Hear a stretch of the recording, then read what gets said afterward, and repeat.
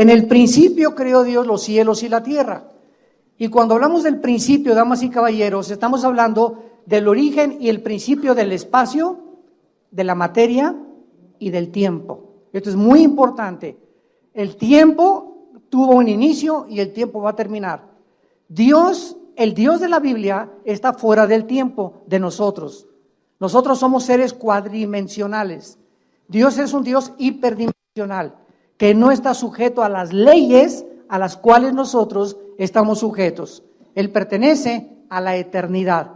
Entonces, cuando hablamos de la eternidad, no estamos hablando del tiempo que se va a prolongar por sécula seculorum, sino que estamos hablando de que el tiempo en el cual estamos nosotros viviendo, en un universo cerrado donde nosotros vivimos, va a terminar de acuerdo a la Biblia. Y al salir del tiempo donde nos encontramos nosotros, se inicia la eternidad, donde las almas de los seres humanos que en esta vida tuvieron la oportunidad de poder entender cuál era su significado y quién era Jesucristo, que nos vino a revelar al verdadero Dios, pasarán la eternidad con Dios. En muchos seminarios y en muchas escuelas a nivel universitario siempre surge esta pregunta: ¿y qué de las personas que nunca conocieron a Jesucristo? ¿Y qué de los budistas, de los musulmanes, de los Vedas, de los que jamás, los aztecas, los cheyennes, los sioux que fueron espiritistas, los egipcios que nunca oyeron hablar del plan de Dios? ¿Qué será de ellos? La Biblia tiene respuestas para todas estas incógnitas, y la Biblia nos ofrece la respuesta en Romanos 2, del versículo 12 al 14, donde dice que todas las personas que han muerto sin el conocimiento de Dios, que es la Biblia, van a ser juzgadas no por lo que está escrito, sino por sus conciencias.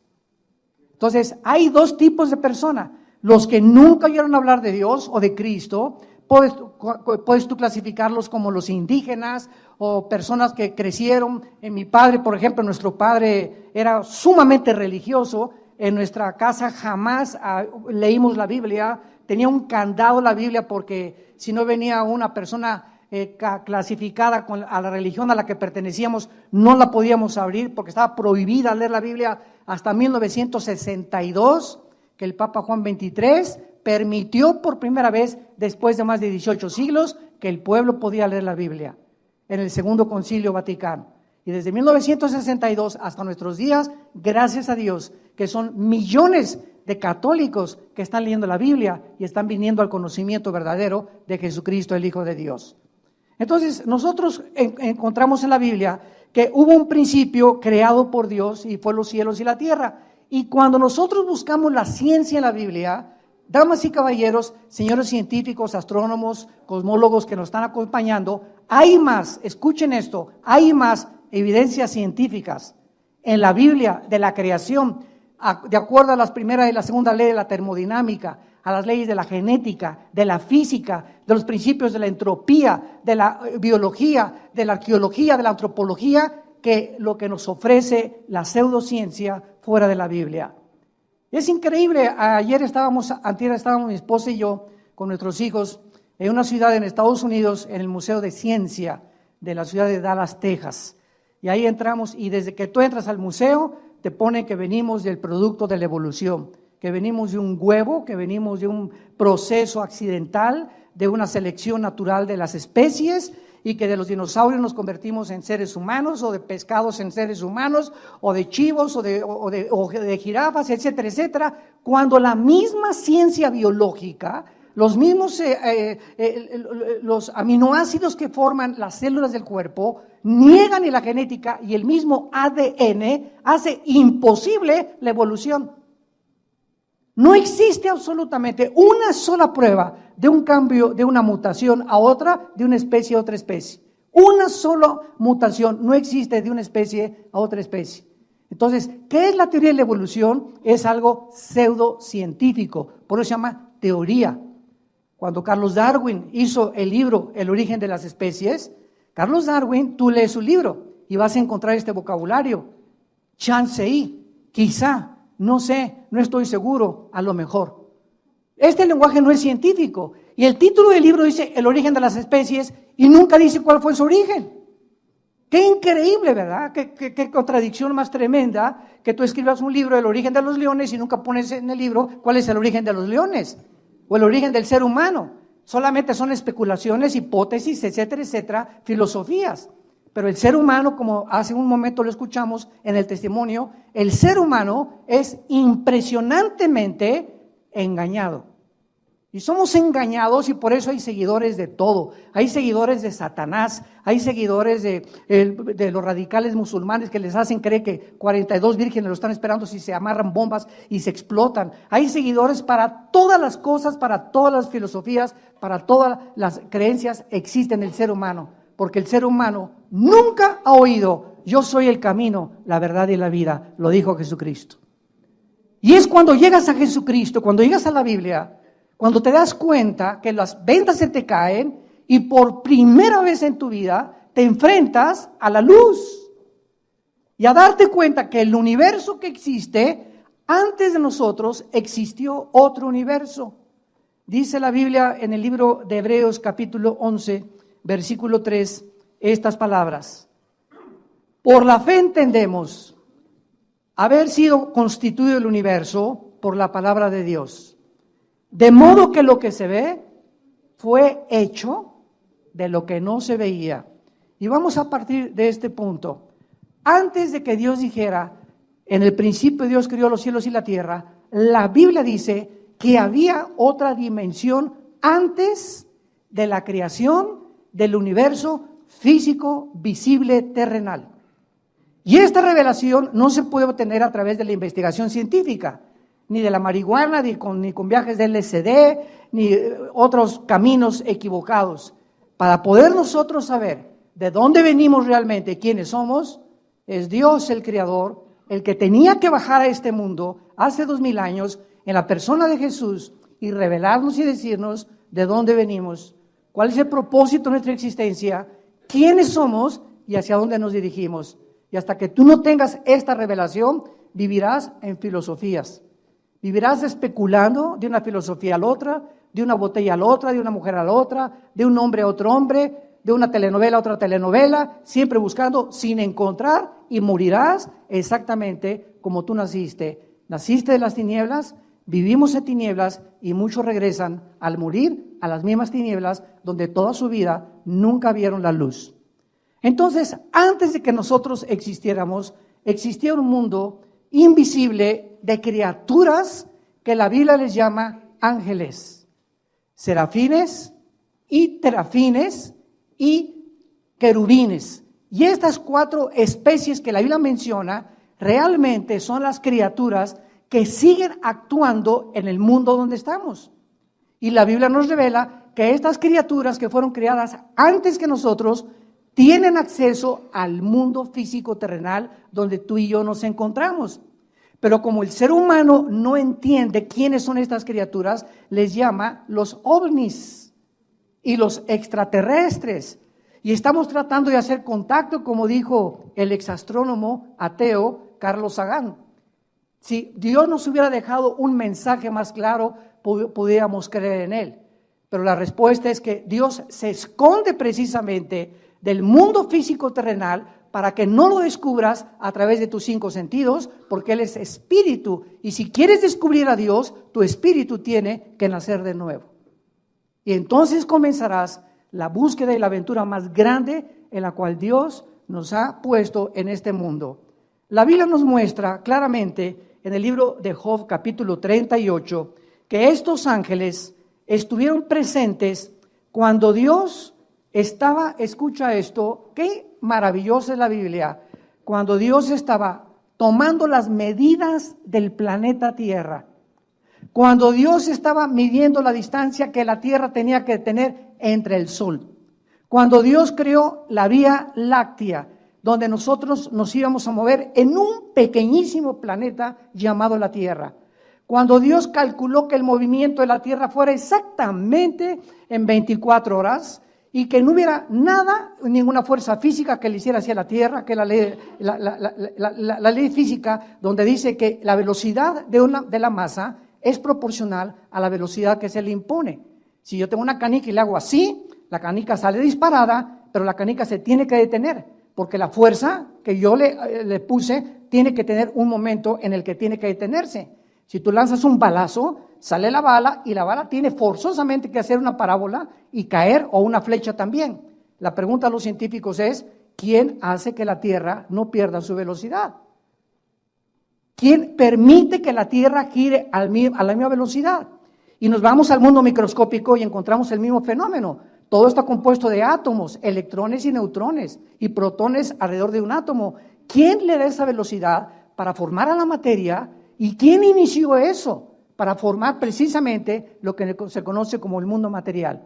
Bueno, estas respuestas, vuelvo a repetir, no pueden obtenerse a través de la investigación científica porque va mucho más allá, señores ateos que nos escuchan, trasciende la comprensión y el cerebro de ostra que tenemos nosotros.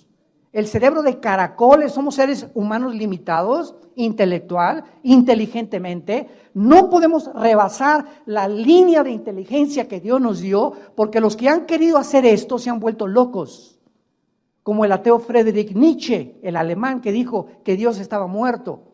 Y como Jean-Paul Sartre, el ateo francés que escribió La náusea y el muro en los 60s, que se le llamó el padre del existencialismo, en su libro de La náusea, concluyó, todo es una náusea en la vida, todo apesta, el mundo está descomponiendo, nada vale la pena, y veo la vida como un muro que se pone enfrente de mí y que no puedo pasar más allá, porque querían estos ateos, con su mente limitada, entrar a la dimensión espiritual que no se puede penetrar más que con el conocimiento del Espíritu de Dios. Y esta es la razón y la respuesta por la cual el mundo se encuentra como se encuentra. Vemos aquí en el libro de Job capítulo 38, que dice el versículo 4, y por cierto, el libro de Job fue escrito en la misma antigüedad que el libro del Génesis. Es el libro más antiguo de la Biblia, junto con el Génesis, el libro de Job. Y dice así, ¿dónde estabas tú cuando yo fundaba la tierra? Versículo 4, házmelo saber si tienes inteligencia. La respuesta es que ningún ser humano, ninguno de nosotros, estuvo presente cuando Dios comenzó a tomar las millas de la tierra, cuando le dio el movimiento de traslación alrededor del sol, cuando Dios formó las 4 estaciones para que la tierra pasara junto al sol en determinadas fases, para tener primavera, verano, otoño, invierno, para que hubiera agua, para que hubiera paisajes, para que hubiera pájaros, para que hubiera montañas, para que hubiera un cielo. Los cielos cuentan la gloria de Dios y el firmamento la obra de sus manos. Y Dios diseñó todo para que, aunque no tuviéramos el Espíritu vivo, pudiéramos con nuestra conciencia poder concluir con honestidad intelectual. Este diseño que existe a nuestro alrededor es imposible que haya sido hecho por un accidente. Como dijo Isaac Newton, que por cierto era cristiano, Newton, cuando postuló las leyes de la gravedad, es increíble la forma en la que las galaxias no chocan unas con otras. Y es increíble que en toda la Vía Láctea no exista la vida que existe en el planeta Tierra, y muchos hasta se quieren ir a la luna y luna de miel. Imagínense nada más. Prefiero la Riviera Maya 1000 veces que la luna. Dice el versículo 5 del libro de Job, ¿quién ordenó sus medidas? Si lo sabes. La tierra tiene una medida perfecta en toda su periferia, tiene los paralelos, todo lo que existe en la tierra, todo lo que está en el ecuador, la forma como Dios puso el ozono para que los rayos ultravioleta del sol no penetraran directamente al mundo, la composición de el aire que respiramos, casi es un 90% nitrógeno, con oxígeno, con otros gases. Voy a cualquier otro lado y si no tengo esta composición exacta de lo que respiro, me muero. Todo está perfectamente bien calculado para que, vuelvo a repetir, honesta e intelectualmente pueda una persona decir, hay algo que trasciende mi existencia. Voy a buscarlo y lo voy a tratar de encontrar. Y la Biblia te promete que lo buscarás con todo tu corazón y lo vas a encontrar, porque es Jesucristo. Ni Buda, ni Mahoma, ni Confucio, ni Yasser Arafat, ni ningún otro líder religioso en el mundo te puede dar las respuestas que tuvo Jesús. Porque Jesús comprobó que Él era realmente el Hijo de Dios a los 3 días, haber vencido la muerte. Y haberse levantado de la tumba y decirles, yo soy la resurrección y la vida. Todo lo que les dije es comprobado y Dios pone el sello: este es mi Hijo bien amado, porque lo levanté de los muertos, y su resurrección es la garantía y la esperanza que tenemos todos nosotros de volver a vivir algún día. Si Jesús no hubiera resucitado de los muertos, comamos, damas y caballeros, y bebamos, y como dicen, el que no tranza no avanza. Vivamos como los demás, porque vamos a acabar en la tierra y ahí se acabó todo. Pero si hay un propósito detrás de nuestra existencia, si somos agentes morales responsables de nuestra vida, tenemos nosotros que entender que vamos a dar cuentas a Dios algún día, en el día del juicio. Y cada palabra que tú has dicho en toda tu vida, cada pensamiento, todo lo que hemos hecho y lo que dejamos de hacer, será traído algún día a toda la eternidad. Dichosos y felices los que mueren en Cristo, porque han descansado de sus obras, y cuando mueran, el juicio lo llevó Él en la cruz en nuestro lugar. Ya no tienes que ser juzgado cuando mueras, si tú en esta vida y en esta mañana aceptas a Jesucristo como tu Salvador. Y continúa aquí en el capítulo 38 de Job, sobre qué están fundadas sus bases. En otras palabras, hace 4,000 años, damas y caballeros, Dios preguntaba: ¿qué la tierra sobre qué está sostenida? ¿Se acuerdan ustedes esos libros donde ponían a una tortuga y en la tierra arriba? Yo creo que todavía en kinder me acuerdo de ver esas fotos que nos enseñaban los maestros, o ponían a Charles Atlas cargando la tierra, porque los científicos no podían entender quién sostiene la luna, cómo es posible que estén flotando en el espacio y que tenga un movimiento perfecto la tierra. Ya Dios lo preguntó hace 4,000 años. A ver, los inteligentes, ¿sobre qué está fundada la tierra? ¿Qué cimientos tienen y por qué no se cae en el espacio? Y el versículo 7, el que nos interesa, dice así: cuando alababan todas las estrellas del alba y se regocijaban todos los hijos de Dios. En otras palabras, los hijos de Dios son los ángeles en el Antiguo Testamento, tanto los malos, como lo vamos a ver, como los que se quedaron fieles a Dios. Pero la Biblia nos dice que cuando Dios estaba formando la tierra, las únicas criaturas que existían, no había sapos, ni ranas, ni rinocerontes, ni seres humanos, ni el hombre cromañón, ni el hombre Pekín, y tantas tonterías que han hecho, que son fraudes intelectuales de la antropología. Ninguno es el hombre Pekín, el hombre cromañón, el hombre del Neandertal. Todos son fraudes intelectuales que trataron de juntar huesos de animales con huesos humanos para comprobar de que era el eslabón perdido. Todos son fraudes intelectuales. No había nadie más que los ángeles de Dios. Y Dios les permitió ver cómo podía Dios hacer la tierra. Sin embargo, todas estas criaturas que existieron antes que nosotros fueron creadas igual que nosotros, con libre albedrío. No hay una sola criatura que Dios haya creado en el universo como un robot, que le dio cuerda para que le dijera: te amo, te amo, te amo. Los mismos ángeles que vivían cerca de Dios, Dios les dio la oportunidad de escoger ellos quedarse cerca de Dios o rebelarse en contra de su Creador. Y la criatura, de acuerdo a la Biblia, más hermosa, más poderosa, más inteligente y más sabia después de Jesucristo, aunque Jesucristo no fue creado desde luego, pero la criatura creada más espectacular y majestuosa de toda la creación de Dios fue un querubín llamado Lucifer, que muchas personas lo ponen con cuernos y con cola, y sin embargo es la criatura más hermosa que Dios creó desde el principio del tiempo hasta el final del tiempo. No ha habido ninguna otra criatura creada como Lucifer, y encontramos su creación en el libro de Ezequiel, capítulo 28. Y dice así en el versículo 13, qué interesante: en Edén, en el huerto de Dios estuviste. Esto significa, damas y caballeros, que el planeta Tierra ya había sido ocupado anteriormente por nosotros. El planeta Tierra ya había sido ocupado anteriormente por nosotros, no por seres humanos, sino por criaturas angelicales.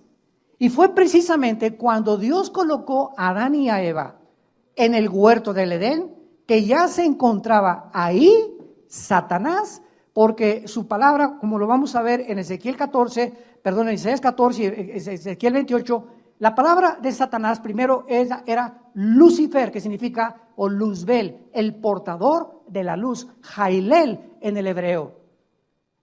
Dios no creó al diablo. La palabra diablo significa el que engaña o el engañador. Y la palabra Satanás o Satán en el hebreo significa el adversario. Entonces, Lucifer, el que portaba la luz, se convirtió en un adversario de Dios. Se convirtió en el enemigo de Dios y en el acusador de todas aquellas personas que Dios iba a crear para poder traer a nuestra vida tormento, ansiedad, estrés. Dios no te ama, Dios no te quiere, Dios no se preocupa por ti, y poner ese temor que es la antítesis de la fe cristiana, el temor. El arma más grande que Satanás usa es el temor. Y es el espíritu más poderoso que nos impide y nos congela, nos detiene el poder desarrollarnos. ¿Qué es el temor? Es una expectación o es algo que tú anticipas que va a salir mal y que la mayor parte de las veces no sale mal. Pero ese es el temor. Esto no va a salir a bien y no me voy a casar, y qué me va a pasar, y si mi esposo se muere, y si mi esposa se muere y no me deja el dinero, y si esto y el otro, y comenzamos a anticipar cuestiones que se vuelven obsesivas, se convierten en un estrés y se convierten en depresiones. Y te amargas tu vida, la cortita vida que tenemos, tan corta que es, para que vivas amargada y vivas amargado, y Satanás te grita: alabío, alabao, alabín bomba. Esa mi panchita, esa mi panchita, ese mi panchito, ra, ra, ra. Y Jesús viene a librarnos de ese espíritu para que podamos nosotros tener el espíritu y libertad de poder y amor propio. Dice la Biblia en Ezequiel 28 que Satanás fue criado en el Edén. En el huerto de Dios estuviste, de toda piedra preciosa, de cornerina, topacio, jaspe, crisólito, berilo, etcétera, etcétera. Todo el vestido de Satanás eran todas las joyas que ahorita hacen que la mayor parte de los humanos se maten por ellas.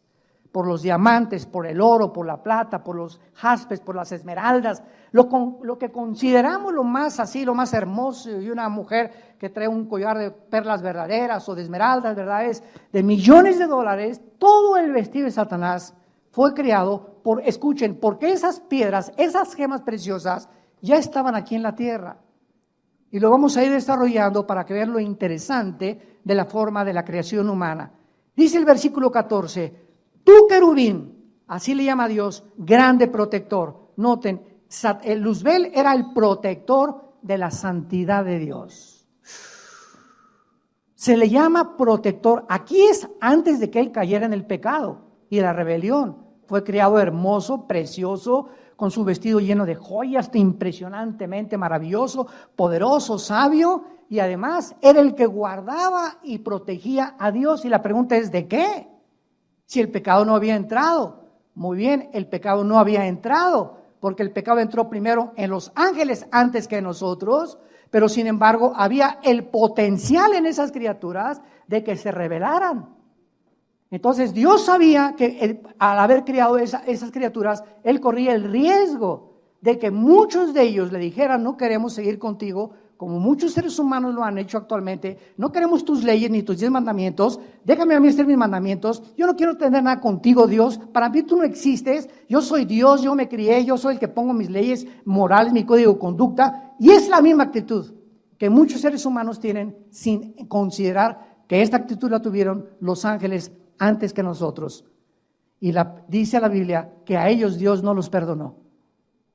A ellos, cuando se rebelaron, no los perdonó Dios. Dice 2 de Pedro: ¿y por qué a nosotros sí? La pregunta es, y la respuesta es, porque ellos veían a Dios y nosotros no lo podemos ver, creemos por fe.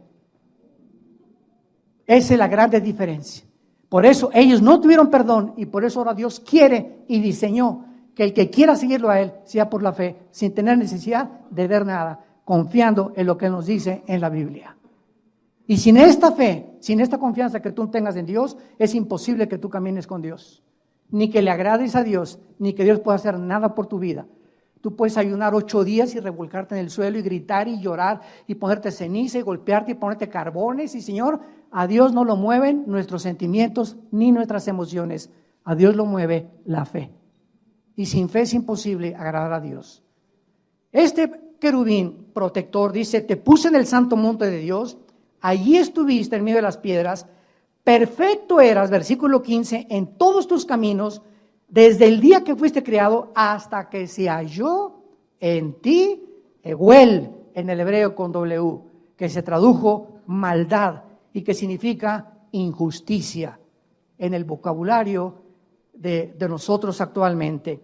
Y en el versículo 17 se nos manifiesta la razón de la caída de Lucifer. Se enalteció tu corazón a causa de tu hermosura.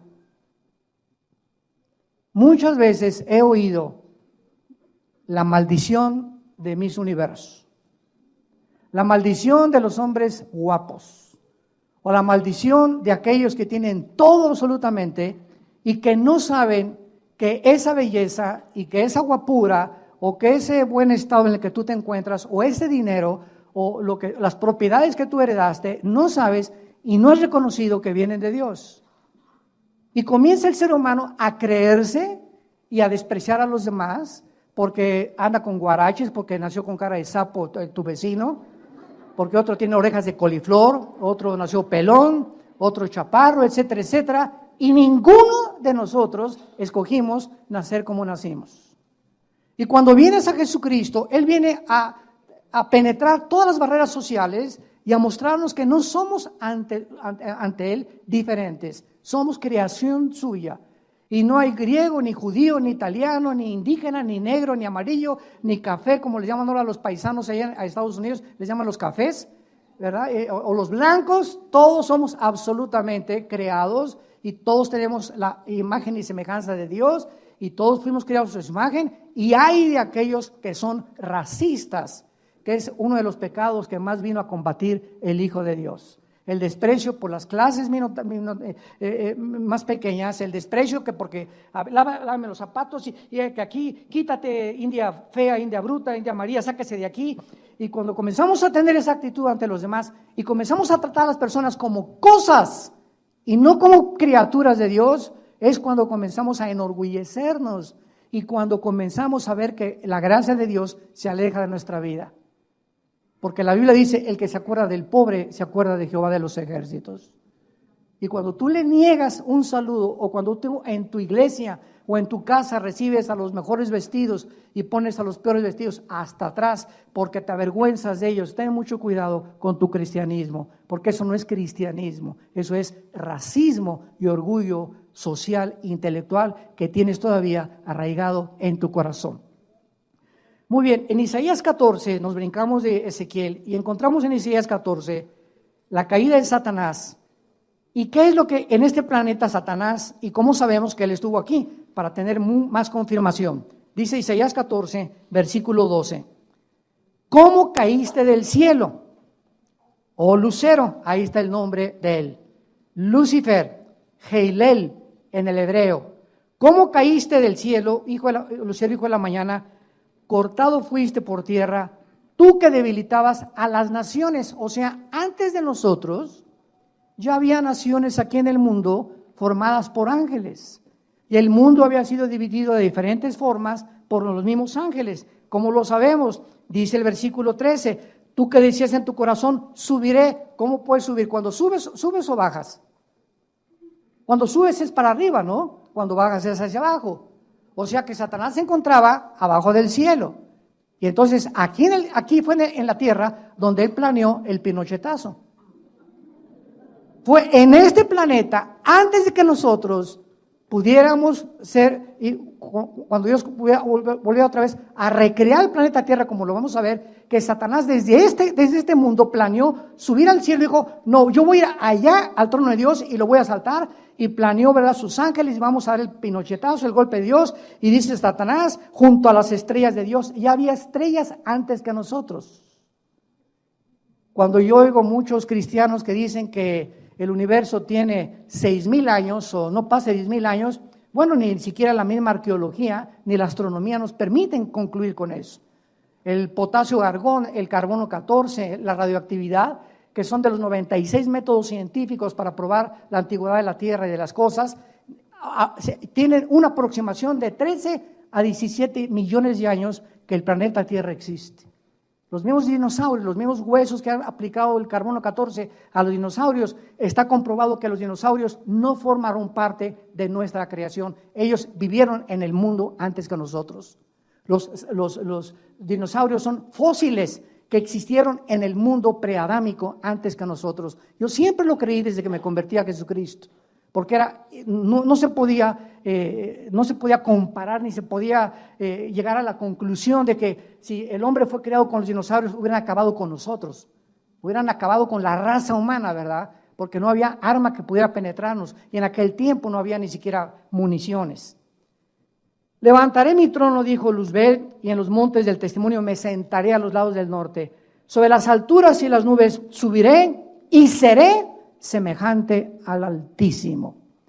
Cuando un ser humano, igual que los ángeles, concluye con esta filosofía, yo voy a ser como Dios, no necesito a nadie, yo tengo la sabiduría para ser padre, para ser esposo, para manejar mi negocio, para administrar, para vivir, yo sé lo que es bueno y lo que es malo. Si te quieres casar hombre con hombre, que se casen, mujeres con mujeres que se casen, ¿verdad? Cada quien haga su vida como quiera. Este relativismo moral en el que la sociedad se encuentra es la razón por qué hemos violado los códigos de conducta y de moral del Dios de la Biblia. Porque nos hemos alejado y nos hemos convertido en dioses. Y ese pensamiento luciferiano, satánico, es el que él penetra en tu corazón, haciéndote creer que tú puedes vivir independiente de tu Creador. Y por eso tu vida se encuentra en la condición en la que se encuentra, porque separados de Él, nada podemos hacer. Cuando Él fue arrojado entonces aquí a la tierra, y aquí planeó todo lo que quiso Satanás, vemos nosotros en segundo lugar que por millones de años, antes que nosotros, reinó la oscuridad. Y cuando llegamos a Génesis capítulo 1, versículo 2, encontramos lo siguiente, que es lo que contradice el versículo 1. Y ese ha sido el debate teológico en los últimos 50 años, o tal vez desde hace más siglos. Y la tierra estaba desordenada y vacía. Y vemos más adelante en Jeremías que Dios no creó la tierra desordenada y vacía. ¿Qué pasó entre el versículo 1 y el versículo 2? Y la tierra estaba hecha un caos, dice en el original hebreo, tohu bohu. Y las tinieblas estaban sobre la faz del abismo. Vemos nosotros desorden, caos, tinieblas, y el Espíritu se movía sobre la faz de las aguas. Todo este lenguaje, tinieblas, caos, desolación, no son palabras que están asociadas con la luz de Dios. Y Dios no crea nada absolutamente en tinieblas. ¿De dónde surgieron estas tinieblas? En el versículo 1 y dice en el hebreo, a ver si me acuerdo cómo dice, Bereshit Elohim bara ha-samayim ha-eretz. Así dice en el hebreo, en el principio Dios creó los cielos y la tierra. Y esa palabra eretz es tierra sin agua, tierra seca. Y en el versículo 2 aparece la tierra envuelta en agua. Y Dios tuvo en los días que pasaron separar el agua y crear la atmósfera, que se queden el 80% de los mares en la tierra y casi un 25-30% de tierra. ¿Quién cubrió a la tierra con agua? ¿Quién cubrió a la tierra con tinieblas? Y esto fue entre el versículo 1 y el versículo 2, la rebelión que tuvo lugar en el cosmos, de la cual muchos no pueden todavía querer aceptar. Algo sucedió entre el versículo 1 y el versículo 2. Y entonces los ángeles se podían haberse preguntado, ¿ya se olvidó Dios de lo que Él iba a hacer y en su plan? El silencio de Dios confundía a los mismos ángeles. Y la oscuridad era universal en este planeta porque la tierra pertenecía a Satanás. En Lucas 4, 6 al 7, Satanás le ofrece a Cristo y le dice, yo te entrego los reinos y la gloria de este planeta si te hincas y me adoras. Y Cristo no lo reprendió diciéndole, mentiroso no es tuyo, sino simplemente le dijo, al Señor tu Dios adorarás y a Él solo servirás. Cristo reconoce que Satanás está como regente de este planeta todavía. Y más adelante en Juan 16, 11, Cristo le llama a Satanás el príncipe de este mundo. Jesucristo, el Hijo de Dios, al bajar a este planeta, le otorga a Satanás un título de realeza, príncipe. No le dijo, eres un siervo nacido de huevo, podrido. No. Eres un príncipe, le dijo. O sea, ¿qué es un príncipe? Es exactamente el escalafón antes de llegar a ser rey. Él era el rey de este planeta y cuando pecó bajó a ser príncipe nada más, y por algún asunto misterioso que vamos a tratar en esta teodicea teológica de entender por qué Dios le sigue permitiendo a él controlar esto hasta que muere Cristo en la cruz y le vence con su sangre. Y nos da a nosotros los cristianos el poder sobre él y sobre todos sus demonios, porque mayor es el que está entre nosotros que el que está en el mundo, y él está aquí en el mundo todavía.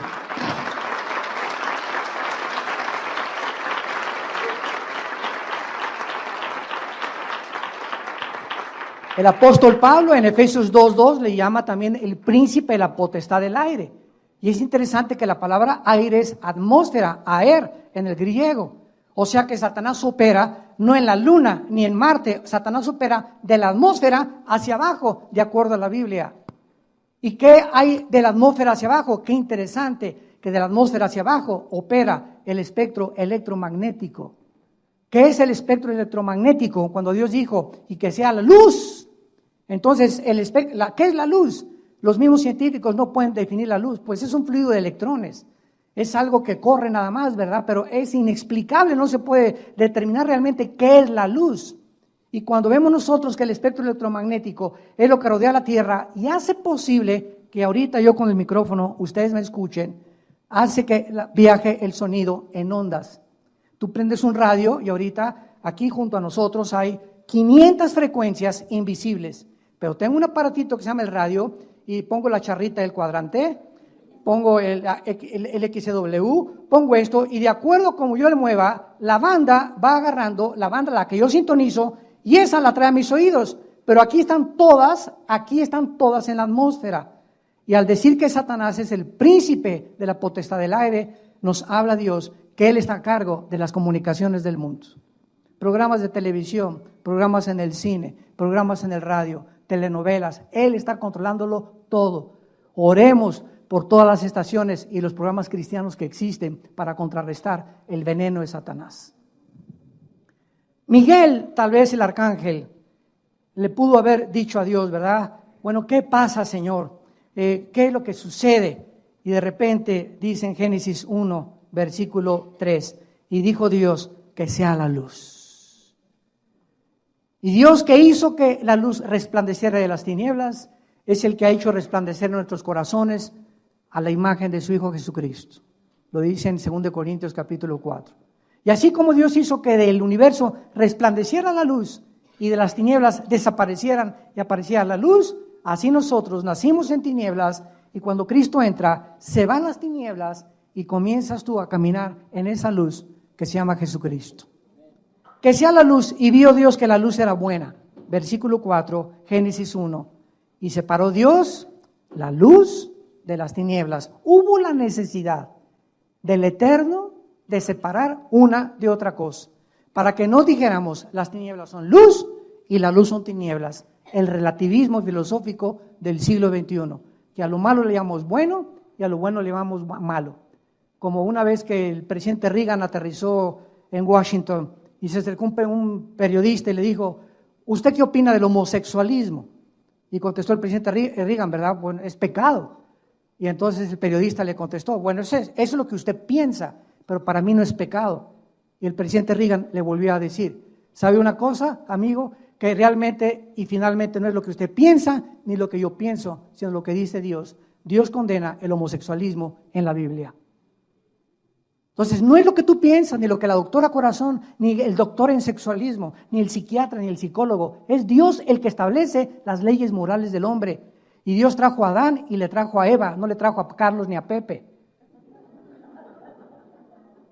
Hace poco tuvimos un debate y quiero decirles que al mismo tiempo que Dios condena el homosexualismo, Dios ama a los homosexuales.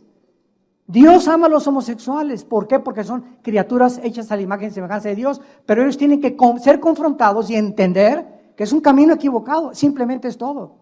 Así como el robo, como el asesinato, como el divorcio, cuando por adulterio, todos son pecados que Dios condena y que hay perdón en la sangre de Jesucristo. Y hace poco una reunión, ¿verdad?, que hubo de gays siempre me dicen, es que la Biblia, usted es un religioso, vamos a hacer a un lado la Biblia, les dije, vamos a hacerla a un lado y vamos a las leyes naturales. Y le pregunté a esta pareja de muchachos que estaban casados que quieren adoptar un niño, les dije, ¿por qué no tienen ustedes el niño? ¿Por qué? Porque lo tienen las mujeres. Ah, ¿verdad? Entonces las mujeres son máquinas nada más de parir para ustedes. Ustedes se casan y van a comprar un niño que lo paran las mujeres. Y le dije, cuando el niño crezca a los 7, 8 años de edad, en la primaria, que son los niños más crueles y sanguinarios a esa edad, con el famoso bullying, le van a preguntar, ¿cómo se llama tu mamá? Pepe, y tu papá Carlos. Y yo les dije, mira, no hay ningún problema, si quieren hacer eso ustedes, háganlo, pero ¿por qué tienen que arrastrar a los niños? ¿Por qué tienen que manchar psicológicamente una criatura que es inocente? El día te va a preguntar también, ¿no tuviste mamá, papá? ¿Y qué le vas a contestar? Le dije, sí, tengo mamá. Y yo, ¿por qué no tengo mamá? Te va a contestar tu hijo o el que adoptaste. ¿Y por qué yo no tengo mamá?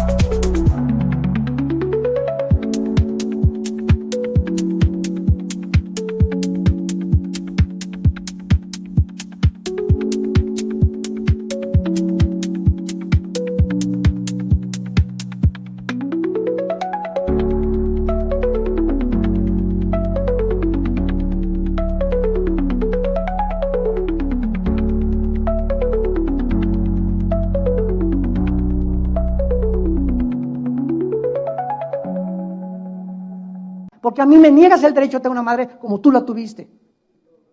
Y si siguiéramos ese camino, como les dije, olvidemos ya de la Biblia y la religión, la misma naturaleza nos da testimonio, el león con la leona, el jirafo con la jirafa, el perro con la perra, el gato con la gata. Si no hubiera los sexos, no hubiera reproducción, el mundo acabaría en un caos. Dios establece a la familia como el cimiento y el fundamento más grande. Y este es el síntoma de descomposición más grande que cualquier sociedad pueda tener cuando se legalizan estas cosas.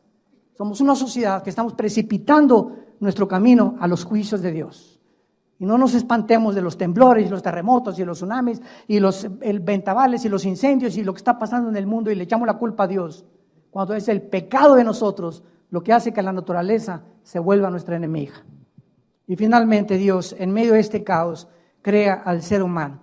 Y dice la Biblia en Génesis capítulo 1, versículo 26, que Dios, después de todo este caos, decide poner una criatura en este mundo más débil que Satanás, inferior que los ángeles, para que estas criaturas que nos llamamos los seres humanos pudiéramos algún día entender la razón por la cual estamos en este mundo, porque Dios quiere que nosotros, no los ángeles, escuchen, Dios escogió que nosotros los seres humanos reináramos eternamente con su Hijo Jesucristo. Y Él va a venir ya, no tarde en venir Jesús otra vez en su segunda venida a establecer el reino milenial, donde nosotros tendremos las vacaciones durante 1000 años y será cambiada la ecología del mundo, las rosas no tendrán espinas, el león se acostará con el borrego, las culebras no tendrán veneno, todo esto que ha manchado la creación. Cuando el hombre, la primera pareja, se rebela contra Dios, es lo que Dios va otra vez a reestructurar y va a reformar para que nosotros comprendamos que valió la pena vivir y creer en el Hijo de Dios. Dice la Biblia en Génesis 1:26 que Dios dijo, entonces hagamos al hombre a nuestra semejanza y señoree en los peces del mar, en las aves de los cielos y en todo animal que se arrastra sobre la tierra. Damas y caballeros, ¿cuál es la diferencia entre los hombres y los animales? Una vez mi esposo y yo, cuando llevábamos a nuestro hijo Caleb al pediatra, nos dijo que la cola. Y nos dijo, mira, aquí atrás en el coxis, ¿verdad? Hay como un hoyito que antes teníamos, ahí estaba la cola. Y era un pediatra, ¿verdad? Me reservo su nombre, de los más prestigiados que hay en México. Le dije, con todo el respeto que usted se merece, gracias a Dios que la Biblia es el único libro de los billones de volúmenes de literatura que existen en el planeta Tierra que nos dice que la única diferencia entre nosotros y los animales es el espíritu. Esta es la dignidad que tenemos. Nunca he visto un grupo de conejos adorando a Dios. Ni Chita, ni sus padrinos, ni sus hermanos, ni sus primos de Chita tampoco. Y cuando te dicen en la escuela que tú vienes del chango, ir a tu maestro, que a quién se parece él. Tenemos 6,000 años, 6,500 años aproximadamente de que el ser humano está aquí en ese planeta de acuerdo a la Biblia, y en todo este tiempo no ha habido una sola evidencia de una mutación de una especie a otra especie. Hemos sido siempre seres humanos, los peces han sido siempre peces con su sistema branquial, las chivas han tenido sus garras para vivir siempre en las montañas, las aves siempre han tenido sus alas para vivir en el espacio. Dios diseñó 4 cuerpos, los cuerpos del ser humano, los cuerpos de los peces, los cuerpos de los animales terrestres y los cuerpos de las aves. 1 Corintios capítulo 15 del 50 en adelante. Y de ahí en adelante nos damos cuenta que la Biblia tenía razón. La Biblia es más moderna que la ciencia y el periódico de mañana en la mañana. Y ahí la tienes en tu casa, y tú viendo todavía el Calimán y Jóvenes y Ricas. Qué triste, ¿verdad? Dios pues creó al ser humano para que conociéramos a Dios, para que lo buscáramos con todo el corazón.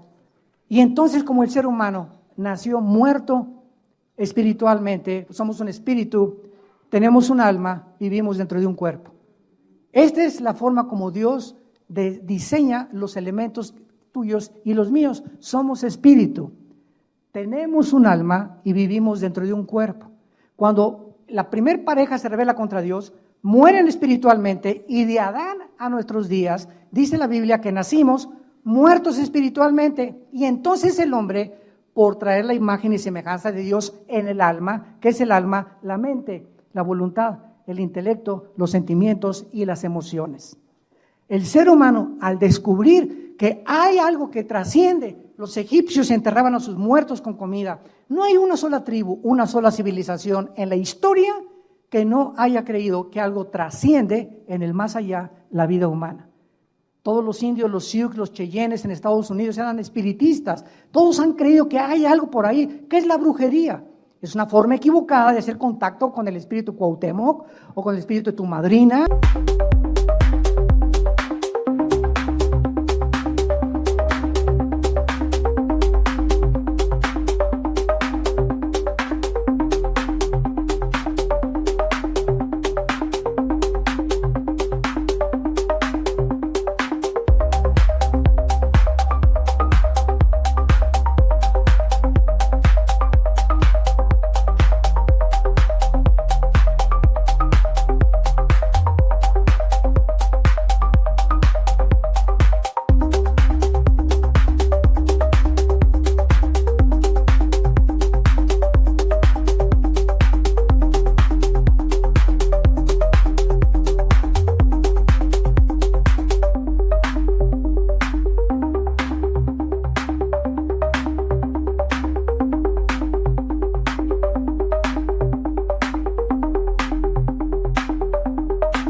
O comunicarse con lo más allá, porque algo nos dice que hay algo que trasciende esto.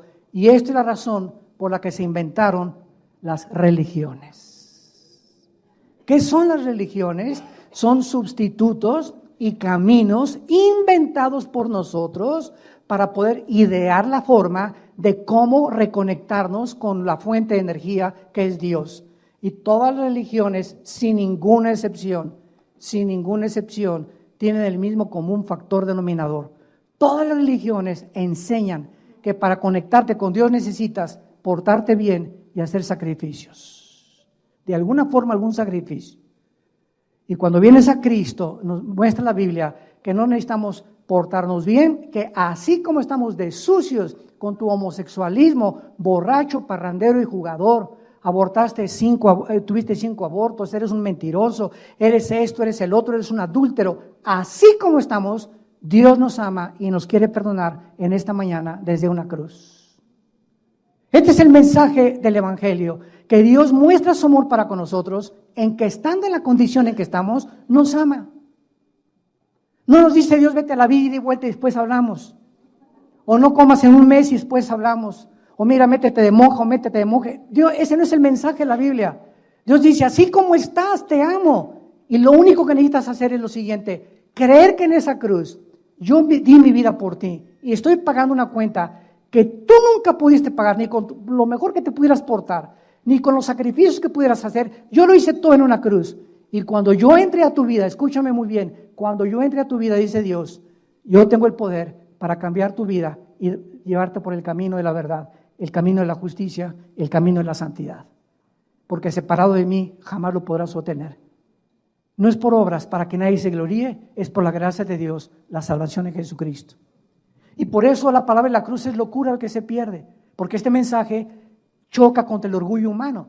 El orgullo humano dice, no, yo tengo que hacer algo para que me acepte Dios. Voy a dar mi dinero para construir 10 asilos y voy a construir orfanatorios. O me voy a meter, como les digo, en un colegio de monjitas en la antigua Guatemala. Me invitaron y me dijo uno de las personas que me invitó a dar conferencias a estas monjitas, la Madre Superiora quiere hablar con usted. Con mucho gusto le dije, yo amo a las monjitas y me encanta estar con ellas y hablarles de Cristo. Y le dije a la Madre Superiora, ¿por qué están aquí encerradas? ¿Cómo que por qué estamos encerradas? Trae una Biblia. Y me dijo, sí, le dije, tráigame la Biblia católica, Mateo 28, 19 al 20. Id y predicar el Evangelio. ¿Qué hacen aquí?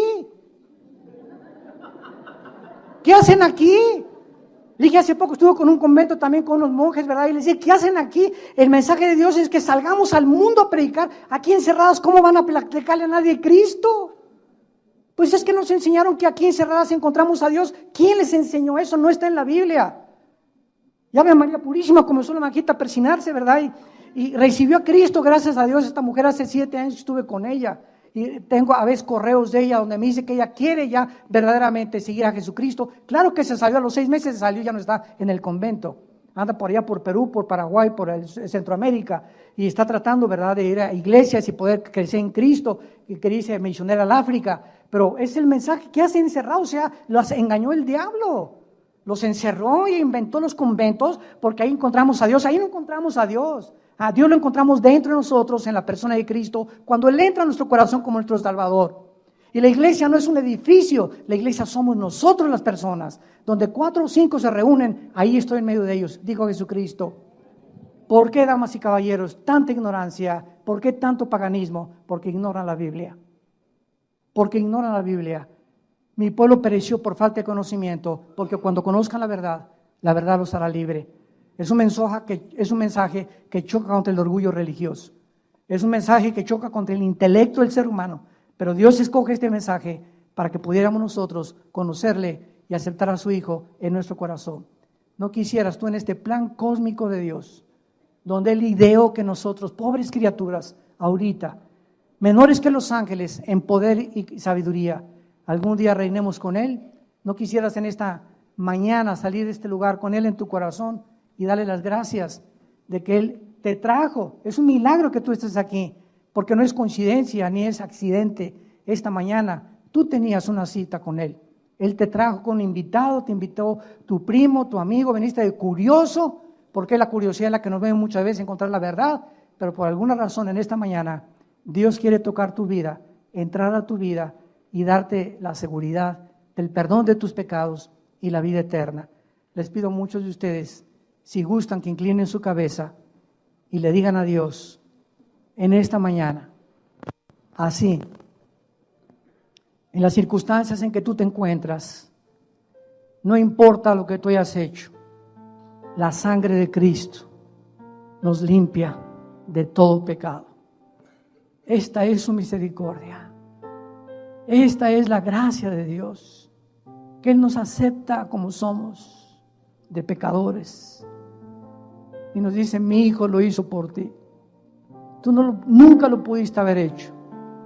Por más sacrificios que hayas hecho, por más religiones que hayas adoptado, es la muerte de mi Hijo, la medicina para sanar tu alma.